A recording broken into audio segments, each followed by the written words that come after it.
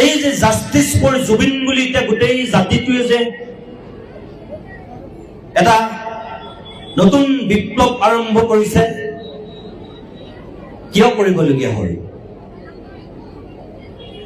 আজি এই কাৰণেই কৰিবলগীয়া হৈছে যে জুবিন গাৰ্গ তোমাৰ এই মানুহজন অকল গৰিমা গাৰ্গৰ স্বামী নহয়। জুবিন গাৰ্গ তোমাৰ এই মানুহজন মাত্ৰ এজন বৰঠাকুৰ দাদাৰ পুত্ৰ নহয়। জুবিন গাৰ্গ তোমাৰ এই মানুহজন কেৱল কেইটামান গান গোৱা এজন গায়ক নহয়। এই জুবিন গাৰ্গ তোমাৰ মানুহজন আমাৰ প্ৰত্যেকৰে ঘৰে ঘৰে একোজন ঘৰত থকা সন্তান, কাৰোবাৰ কাৰণে দাদা, কাৰোবাৰ কাৰণে ভাইটি, কাৰোবাৰ কাৰণে পুত্ৰ, কাৰোবাৰ কাৰণে বন্ধু, কাৰোবাৰ কাৰণে প্ৰেমিক, কাৰোবাৰ কাৰণে শিক্ষক, কাৰোবাৰ কাৰণে সকলোবিলাক। আৰু সেইকাৰণে আজি জুবিনৰ মৃত্যুৰ এই 1 মাহ হোৱা দিনটোতো গোটেই ৰাজ্যখনে শোকত ম্ৰিয়মান হৈ আছে।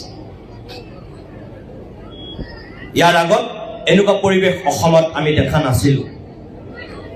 1 মাহ হৈছে আজি, কিন্তু এই 1 মাহ ধৰি এই জুবিন নামৰ হত্যাটোক লৈ আমি গোটেই জাতিটো দুখত আছো।